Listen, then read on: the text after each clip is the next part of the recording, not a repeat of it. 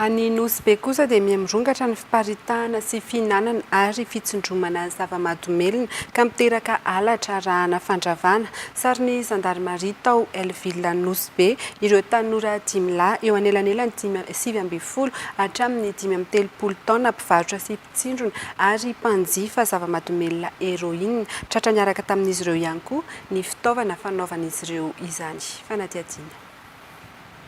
Efa tsy saro-patarina ireo mpitsindrona na hoe trebaika amin'ny alalan'ny zava-mahadomelina héroïne eto Nosy Be satria efa feno ratra sy olatra ny tanana sy vatan'izy ireo. Tombanana eo amin'ny 4,000 ariary isan'andro ny vola mivoaka amin'ireto tanora ireto satria 5,000 ariary isaky ny mitsindrona no vidin'ity zava-mahadomelina héroïne ity ka mila manao 2 isan'andro. Ankoatran'izany dia mbola misy koa ny fandaniana moahana vola, hividianana katy, sigara, toaka sy ny filana samihafa. Mangovotra nefa tsy empika izy ireo raha vao mitsyampy ary mitady ilay tsindrona ny vatany. Manano impiry isan'andro anao?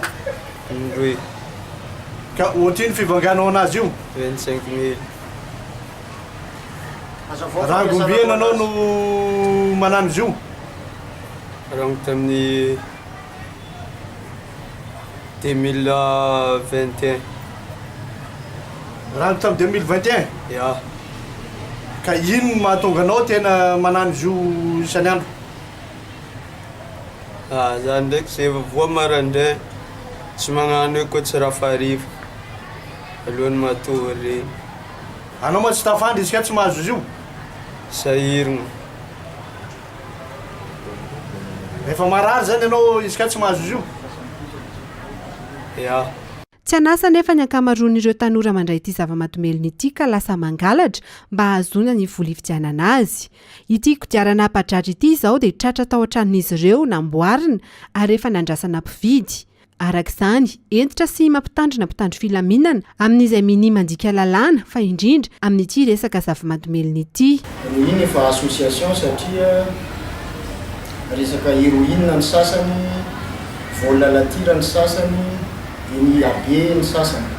Zay mbola mieritreritra nanao zavatra tsy manjary na hanakorotana eto Nosy Be dia mampitandrina zahay mpitandro filaminana.